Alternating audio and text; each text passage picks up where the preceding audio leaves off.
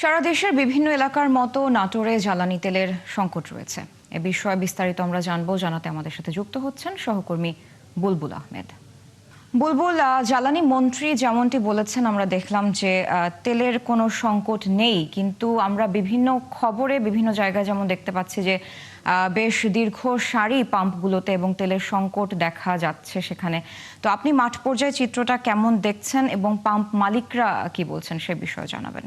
আসলে নাটোরের পাম্পগুলোতে, নাটোরে মোট 30টির বেশি পাম্প রয়েছে। সেই জায়গাগুলোতে কিন্তু ঠিক মতন তেল সরবরাহ করছে না পাম্প মালিকরা। এবং আমরা এই মুহূর্তে রয়েছি নাটোর স্টেশন বাজার এলাকায় বনলতা পেট্রোল পাম্পে। সেখানে আমরা একটু কথা বলবো এই পাম্পের কর্তৃপক্ষের সাথে। তো আপনারা কি তেল পাচ্ছেন ঠিকঠাক? আমরা পাচ্ছি রেশিও অনুযায়ী 25% কম পাচ্ছি। গত বছরে যে লিফটিং ছিল তার চাইতে 25% কম। আপনাদের তো এখানে মজুদ দেখা যাচ্ছে পর্যাপ্ত পরিমাণে তেল। ডিজেল ওটা আজকের না, ওটা আজকের না, ওটা 19 তারিখের মজুদ। যেটা আপনি দেখতেছেন ওটা 19 তারিখের মজুদ। আজকে আমার যে পরিমাণ তেল ছিল, যতক্ষণ তেল থাকবে ততক্ষণ আমরা দিতে থাকবো। এখন এই যে দীর্ঘ সময় দাঁড়িয়ে থাকার পরেও বন্ধ রাখছেন, আপনাদের পর্যাপ্ত স্টাফ নাই? বন্ধ রাখছেন? পর্যাপ্ত আমাদের স্টাফ নেই।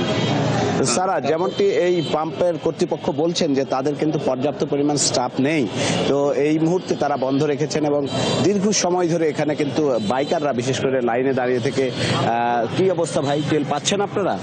না, এখনো তো নিতে পারিনি গো। লাইনে দাঁড়িয়েছিল 1 ঘন্টা দাঁড়িয়ে থেকে এই মুহূর্তে কিন্তু তারা পাম্প কর্তৃপক্ষ তারা বন্ধ রেখেছে। বলছে যে 1 ঘন্টা তাদের বিরতি, খাবার এবং অন্যান্য কাজের জন্য।